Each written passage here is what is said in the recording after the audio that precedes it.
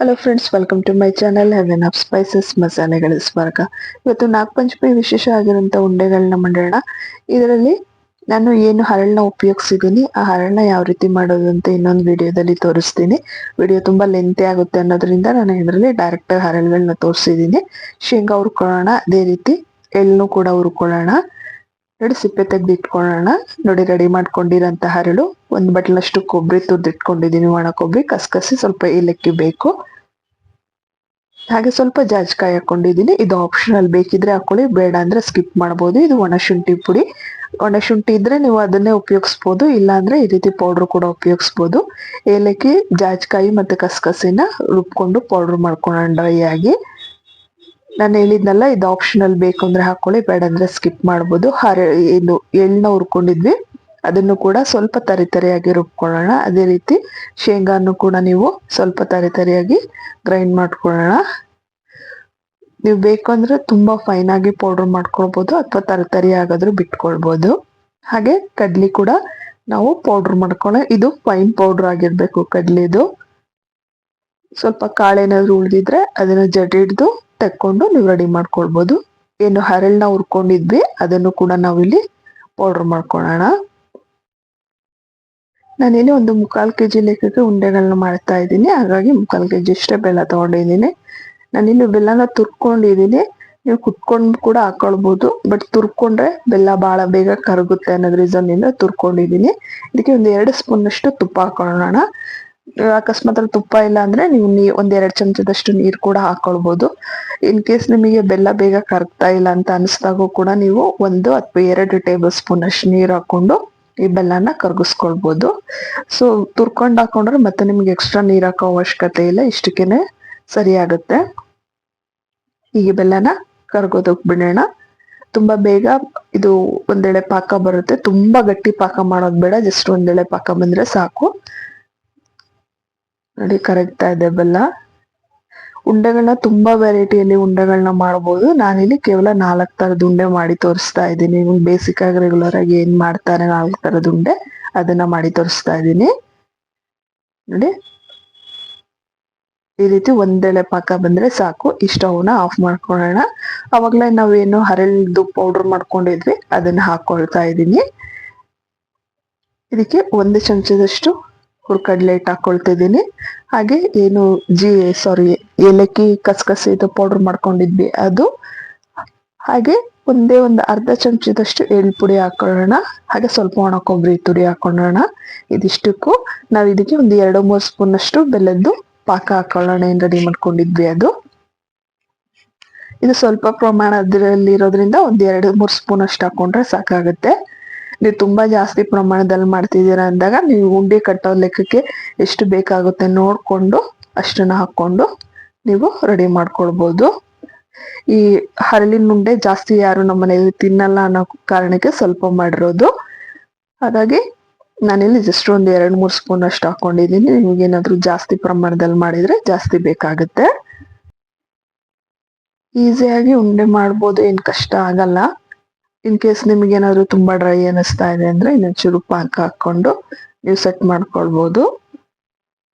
ನಾನು ಈ ಉಂಡೆ ಮಾಡುವಾಗ ಎಲ್ಲಾನು ಸ್ವಲ್ಪ ಹಾಕಿದ್ದನ್ನ ಹೇಳಿದೆ, ಅಂದ್ರೆ ಕಡಲೆ ಹಿಟ್ಟು, ಒಣ ಕೊಬ್ಬರಿ ಮತ್ತೆ ಎಳ್ಳು ಪುಡಿ ಅದೆಲ್ಲ ಹಾಕಿದ್ದು.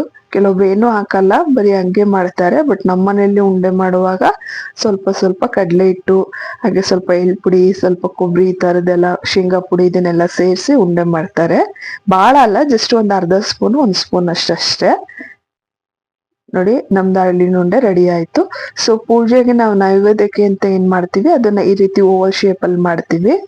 ಈಗ ಎಳ್ಳು ಪುಡಿ ಹಾಕೊಳ್ಳೋಣ. ಇದಕ್ಕೂ ಕೂಡ ಸ್ವಲ್ಪ ಕಡಲೆ ಹಿಟ್ಟು, ಕೊಬ್ಬರಿ, ಹಾಗೆ ಏನು ಕಸಕಸಿ ಪೌಡರ್ ಮಾಡ್ಕೊಂಡಿದ್ವಿ, ಜಾಜಿಕಾಯಿ, ಏಲಕ್ಕಿ, ಒಣಶುಂಠಿ ಪುಡಿ, ಅದನ್ನು ಹಾಕೊಳ್ಳೋಣ. ಹಾಕೊಂಡು ರೆಡಿ ಮಾಡ್ಕೊಂಡಿರೋಂಥ ಬೆಲ್ಲದ ಪಾಕನ ಇದಕ್ಕೆ ಹಾಕೊಳ್ಳೋಣ.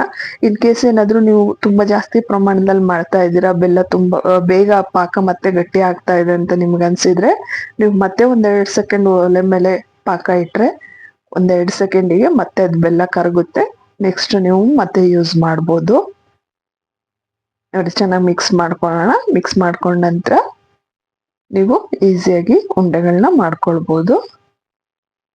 ನೋಡಿ ಈ ರೀತಿಯಾಗಿ ನೀವು ಕೈಯಿಂದ ಈ ಬೂಂದಿ ಉಂಡೆ ಇದೆಲ್ಲ ಮಾಡ್ತೀರಲ್ಲ ಅದೇ ರೀತಿಯಾಗಿ ಈಸಿಯಾಗಿ ಮಾಡ್ಬೋದು. ಇನ್ನು ಬ್ರೇಕ್ ಎಲ್ಲ ಏನಾಗಲ್ಲ, ತುಂಬಾ ಟೈಟು ಬರಲ್ಲ, ಈಸಿಯಾಗಿ ನೀವು ಉಂಡೆಗಳನ್ನ ಮಾಡ್ಕೊಳ್ಬೋದು. ಈ ರೀತಿ ಸಿಲಿಂಡ್ರಿಕಲ್ ಶೇಪ್ ಅಲ್ಲೂ ಮಾಡ್ಬೋದು ಅಥವಾ ರೌಂಡ್ ಶೇಪ್ ಅಲ್ಲೂ ಮಾಡ್ಬೋದು. ನೋಡಿ 2 ತರದ ಉಂಡೆಗಳನ್ನ ಮಾಡಿ ತೋರಿಸಿದೆ. ಹಳ್ಳುಂಡೆ ಹಾಗೆ ಎಳ್ಳುಂಡೆ ಹಾಗೆ ಹರಳಿನ ಉಂಡೆ ಇದೆ ಇದು. ಈಗ ಶೇಂಗಾ ಉಂಡೆ ಮಾಡೋಣ.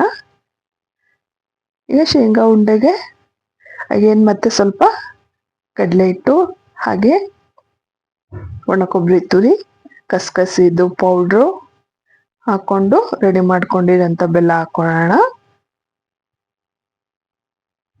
ನಾನೇನು ಪೌಡ್ರ್ ಮಾಡಿ ಹಾಕಿದ್ದೀನಿ ಕಸಕಸಿನ. ನೀವು ಪೌಡ್ರ್ ಮಾಡಕ್ ಇಷ್ಟ ಇಲ್ಲ ಅಂದ್ರೆ ಡೈರೆಕ್ಟ್ ಆಗಿ ಕೂಡ ಹಾಕೊಳ್ಬೋದು.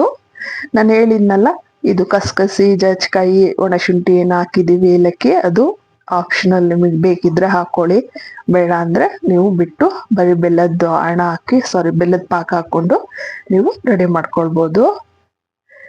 ಏಕೆ ಸ್ಪೂನ್ ಉಪಯೋಗಿಸ್ತಿರೋದು ಅಂದ್ರೆ ಇದು ಪಾಕ ತುಂಬಾ ಬಿಸಿ ಇರುತ್ತೆ, ಕೈ ಬಿಸಿ ಕಲ್ಸೋದಕ್ಕೆ ಇಮಿಡಿಯೇಟ್ ಆಗಿ ಆಗಲ್ಲ ಅಂತ ಸ್ಪೂನ್ ಸಹಾಯದಿಂದ ಕಲಿಸ್ತಾ ಇರೋದು. ಇಮಿಡಿಯೇಟ್ ಆಗಿ ಗಟ್ಟಿ ಆಗುತ್ತೆ. ಸೊ ಜಲ್ದಿ ಮಿಕ್ಸ್ ಮಾಡ್ಕೊಂಡು ನೀವು ಉಂಡೆಗಳನ್ನ ಮಾಡ್ಕೊಳ್ತಾ ಹೋಗ್ಬೇಕು. ತುಂಬಾ ಫಾಸ್ಟ್ ಆಗಿ ಮಾಡೋ ಅವಶ್ಯಕತೆನೂ ಇಲ್ಲ, ಆರಾಮ್ಸೆನೂ ಮಾಡ್ಬೋದು. ಬಟ್ ಜಲ್ದಿ ಕಟ್ಕೊಂಡ್ರೆ ನಿಮಗೆ ಉಂಡೆ ಮಾಡೋದಕ್ಕೆ ಈಸಿ ಆಗುತ್ತೆ ಅಂತಷ್ಟೇ.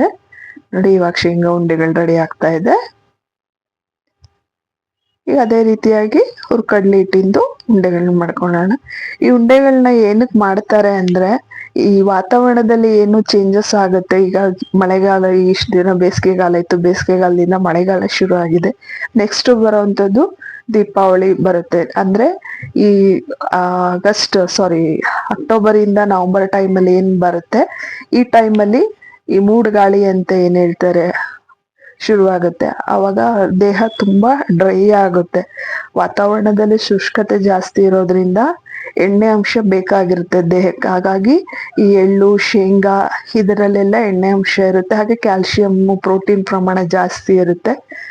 ಆ ಟೈಮಲ್ಲಿ ಇದನ್ನ ತಿನ್ನೋದ್ರಿಂದ ದೇಹಕ್ಕೆ ಬೇಕಾಗಿರೋಂಥ ಪೋಷಕಾಂಶಗಳು ಸಿಗುತ್ತೆ ಅನ್ನೋ ಕಾರಣದಿಂದ ನಮ್ಮ ಪೂರ್ವಿಕರು ಇದನ್ನ ಮಾಡ್ಕೊಂಡು ಬಂದಿದ್ದಾರೆ ಅನ್ಸ್ಬೋದು. ಇದೆಲ್ಲ ಉಪಯೋಗ ಇಲ್ಲ ಸುಮ್ನೆ ಅಂತ. ಬಟ್ ಯಾವ ಆಹಾರನು ಈ ಟೈಮಲ್ಲಿ ತಿನ್ರಿ ಅಂತ ಹೇಳಿದ್ದಾರೆ ಅಂದ್ರೆ ಅದಕ್ಕೆ ಅದರದೇ ಆದ ಒಂದು ಕಾರಣ ಇದ್ದೇ ಇರುತ್ತೆ. ಈ ಕಡಲೆಯಲ್ಲಿ ಜಾಸ್ತಿ ಪ್ರಮಾಣದಲ್ಲಿ ಪ್ರೋಟೀನ್ ಅಂಶ ಇರುತ್ತೆ, ಅದೇ ಎಳ್ಳಿನಲ್ಲಿ ಕ್ಯಾಲ್ಸಿಯಂ ಅಂಶ ಇರುತ್ತೆ. ಬೆಲ್ಲದಲ್ಲಿ ಕೂಡ ಕ್ಯಾಲ್ಸಿಯಂ ಅಂಶ ನಿಮ್ಗೆ ಐರನ್ ಕಂಟೆಂಟ್ ಸಿಗುತ್ತೆ ಬೆಲ್ಲದಲ್ಲಿ. ಅದರಿಂದನೇ ಈ ಎಲ್ಲಾ ಉಂಡೆಗಳನ್ನ ಈ ಟೈಮಲ್ಲೇ ತಿನ್ಬೇಕು ಅಂತ ಒಂದು ಪದ್ಧತಿನ ಮಾಡ್ಕೊಂಡು ಬಂದಿದ್ದಾರೆ.